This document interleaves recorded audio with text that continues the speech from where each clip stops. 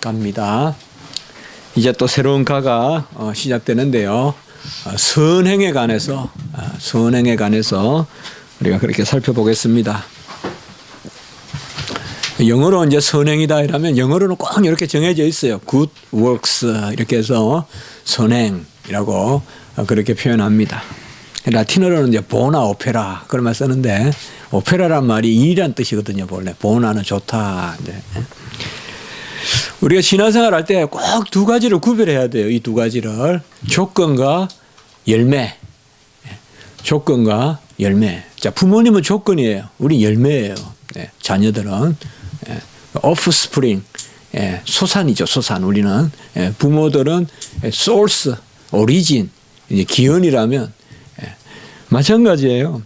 선행은 조건일까요? 열매일까요? 열매죠. 열매입니다. 선행이 무엇을 낳는다. 그런 것은 없어요. 우리가 신학에서 모든 의미는 한 가지 단어예요. 의라는 거. 이 의가 이제 생명과 관계된다. 영생.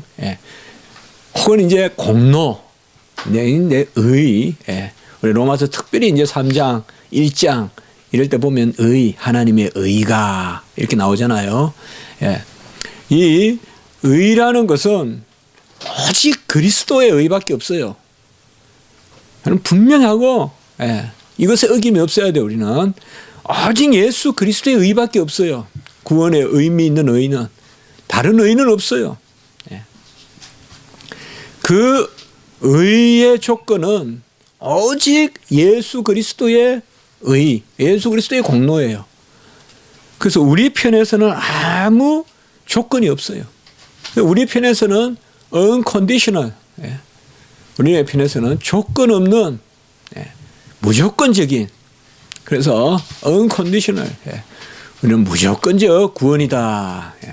그래서 오직 의는 예수 그리스도께만 있다.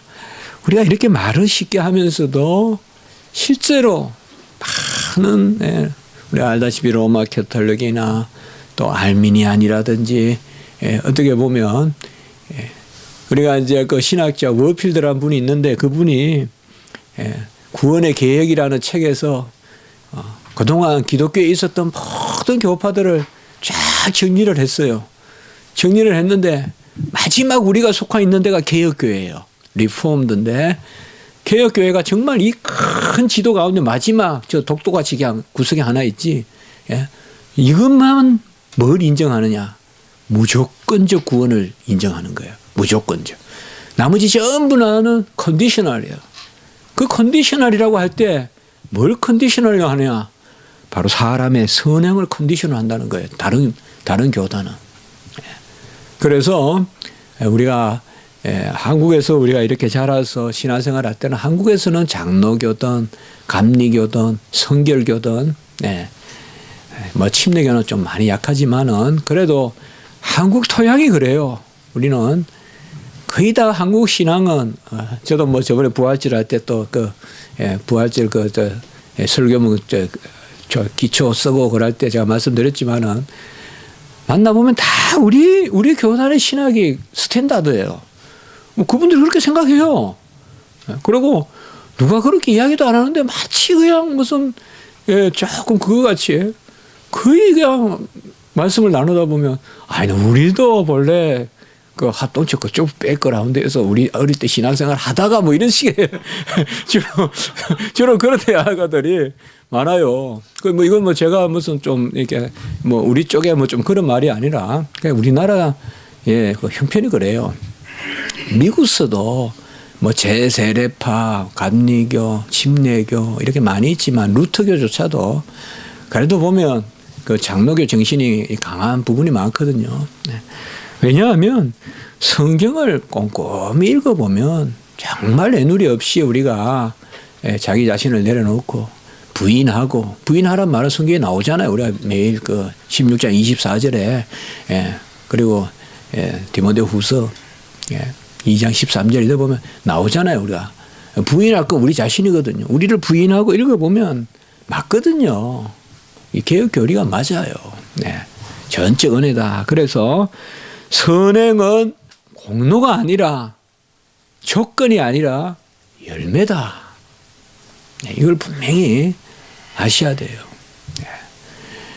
열매는 이전의 기원이나 근원이나 조건을 열매는 범접할 수 없어요. 자녀들이 부모에 대해서 어떻게 말할 수가 없어요.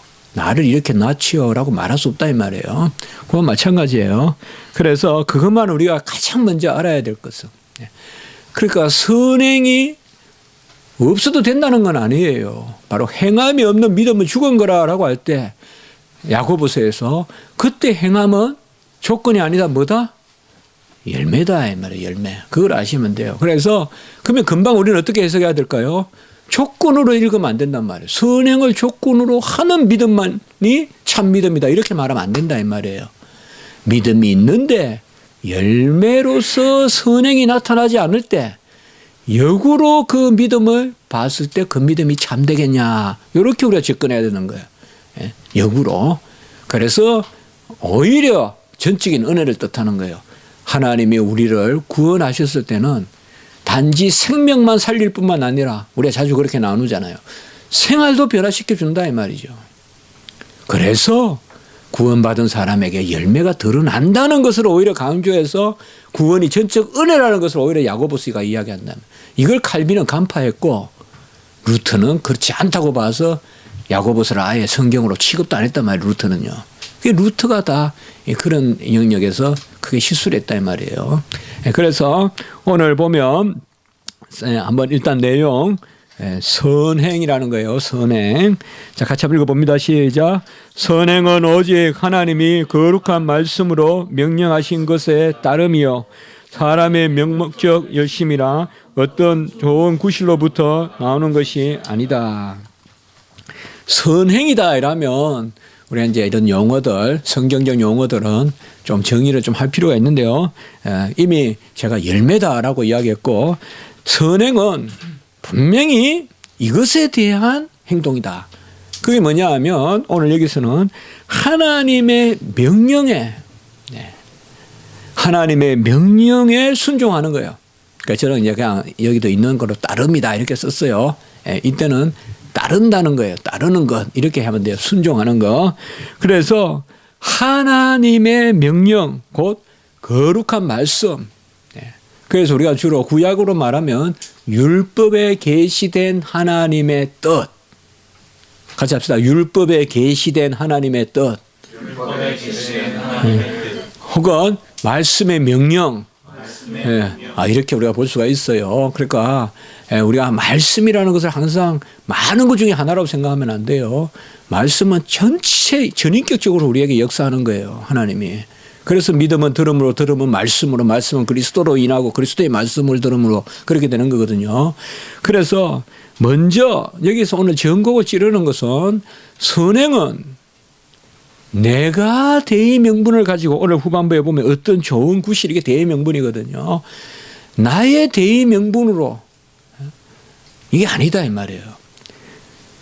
맹목적 열심도 아니에요. 그러니까 맹목적이라는 것은 모르고 하는 거. 또 어떤 좋은 구실은 뭐냐면 내가 명분을 만드는 거. 그러니까 모르고 하는 열심이나 내가 명분을 만드는 거. 그러니까 한마디로 하나님의 말씀으로부터 기원하지 않은 그러한 명령에 대한 순종으로서의 선행은 사실 선행이 아니에요. 그거는. 항상 우리 이렇게 정의가 되는 거예요. 그래야 보여. 그러니까 선행이라고 해놓고는 그냥 국어 사전적으로 해석해서 선행을 베푼다라고 해서 그 선행을 다 이야기한다. 그러면 여기하고 지금 정의가 틀리는 거예요. 자, 이런 의미에서 내가 맹목적이지도 않고 또 내 구실로도 선행하지 않는 그런 선행은 거듭나지 않으면 할 수 있을까요? 이런 선행을 할 의지가 있을까요? 우리 안에 남아 있을까요? 이게 없다 이 말이에요. 같이 합시다. 자유의지의 상실. 이렇게 맞물려 가는 거예요. 그리고 자유의지는 또 어떻게 정의하냐? 전에도 정의했지만, 같이 합시다. 하나님 앞에서 선을 행할 의지. 예. 우리 신학교에서 저에게 배운 학생들은 다 이렇게 암기할 거예요. 하나님 앞에서 선을 행할 의지.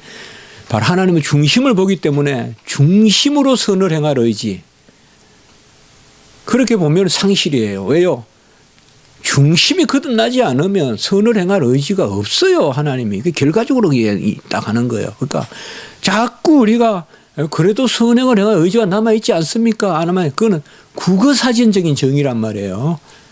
하나님은 중심을 보시기 때문에 하나님 앞에서 선을 행할 의지를 상실했고, 그렇기 때문에 이 선행은, 굿 웍스는 아까 다시 처음으로 돌아가서 구원받은 사람, 거듭난 사람이 자유의지를 가지고 하나님의 뜻을, 말씀에 명령된 하나님의 뜻을 순종하는 그 케이스만 선행이라고 하는 거예요, 우리가. 그러므로 선행에는 상급이 있다 이 말이에요. 이렇게 금방 이야기가 되는 거예요. 그래서 우리가 선행을 이야기할 때는 꼭 상급론이 따르는 거예요.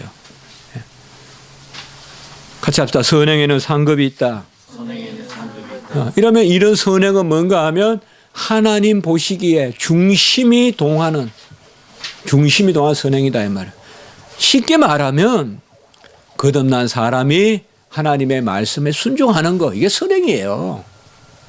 근데 이게 쉽지만은 우리가 뭐 성도가 되고 또 직분자가 되고 또 목사가 되고 나면 쉬운 것 같아도 참 우리 합동체 목사 된다는 것도 쉬운 길이 아니거든요. 이 과정 저 과정 노예 고시부터 해서 뭐 해서 또 일반대 번듯이 나와야 되고 또 신학교 나와야 되고 다 이렇게 과정이 있거든요. 그럼 마찬가지로 우리가 선행을 할 수 있다는 거, 이것이 벌써 안 하면 안 되는 어떤 그런 억압이 아니라 감사의 조건이 돼야 돼요. 선행을 한다는 것이.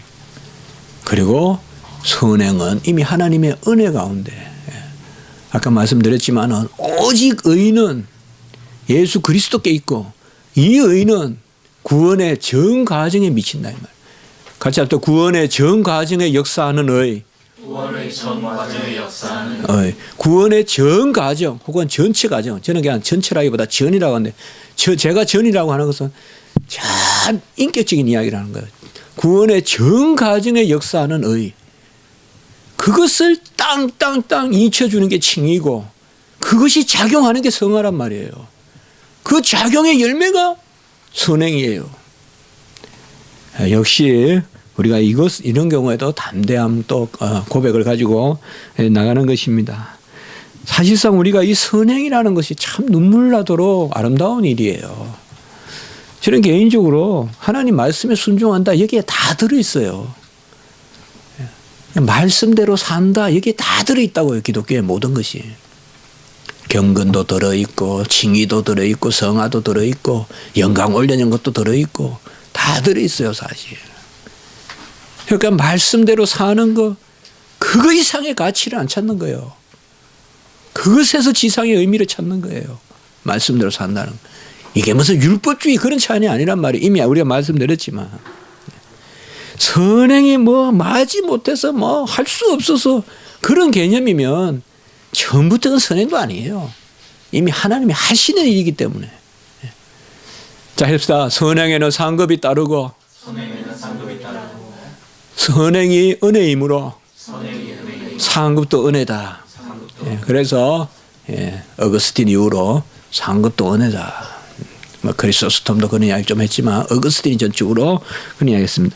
자, 그래서 오늘은 그쪽 영역, 그러니까 선행이 뭔가라는 항상 용어가 나오면 정의를 잘 할 때 처음에는 그 정의가 뭔가 다른 사람들을 분리시키고 개토시키고 이런 느낌이 들더라도 우리가 기독교 용어라는 것을 먼저 정확하게 규정했을 때 그때 그게 아우르게 되는 거예요. 우리가 선택과 유기 이런 것도 마찬가지고 마찬가지예요. 용어를 그대로 아까 자유의지도 보면요.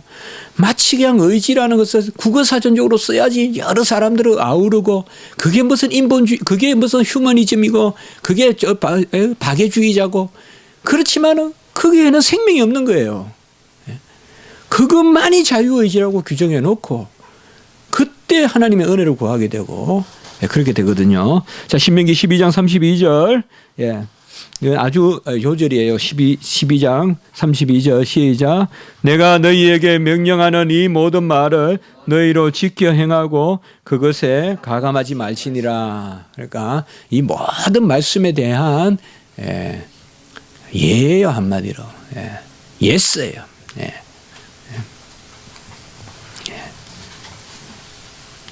자, 누가복음 10장 25절 26절 시작. 어떤 율법 교사가 일어나 예수를 시험하여 이르되 선생님 내가 무엇을 하여야 영생을 얻으리까?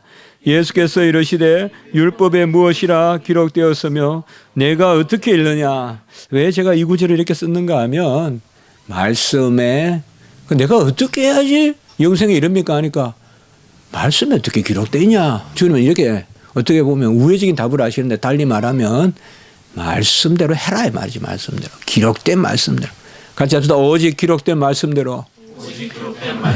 자, 마가복음 15장 9절 시작. 사람의 계명으로 교훈을 삼아 가르치니 나를 헛되이 경배하는도다.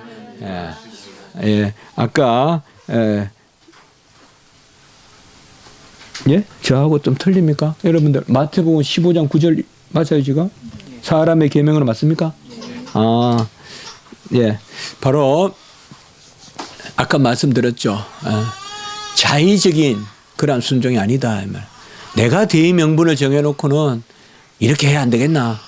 이게 맞지 않냐? 그게 아니라 하나님의 말씀을 쫓아서 믿는 것입니다.